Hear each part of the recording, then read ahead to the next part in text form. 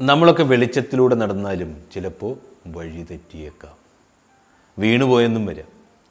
ഓരോ വഴിതെറ്റിലും ഓരോ വീഴ്ചയും നമ്മളെ കൂടുതൽ വിവേകിയും ബുദ്ധിശാലിയും തിരിച്ചറിവുള്ളവരുമാക്കുന്നു. തെറ്റിച്ചുകൊണ്ടല്ലാതെ ഒന്നും പഠിക്കാനാവില്ല. പറ്റിയ തെറ്റ് വീണ്ടും ആവർത്തിക്കാതിരിക്കാനാണ് നാം പഠിക്കേണ്ടത്. ഒരു വിഷയത്തെക്കുറിച്ചുള്ള അവബോധമാണ് അതിലുള്ള നമ്മുടെ അറിവ്.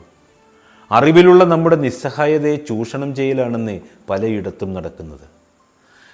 നാമായിരിക്കുകയും ജീവിതത്തെ സാംശീകരിച്ചുകൊണ്ട് അത് നയിക്കുന്നിടത്തേക്ക് നടക്കുകയും ചെയ്യുക. ഈ കാറ്റുപോലെ ജീവിക്കാൻ ശ്രമിക്കണം. കാരണം കാറ്റ് എവിടെയും തങ്ങി നിൽക്കാതെ ഒഴുകിക്കൊണ്ടേയിരിക്കും.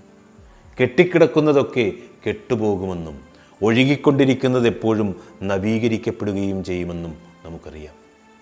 ശാരീരികവും മാനസികവും ബുദ്ധിപരവുമായ യാത്രകൾ നമ്മുടെ ബോധത്തിലുണ്ടെങ്കിൽ നാം പലപ്പോഴും ശുദ്ധീകരിക്കപ്പെട്ടുകൊണ്ടേയിരിക്കും.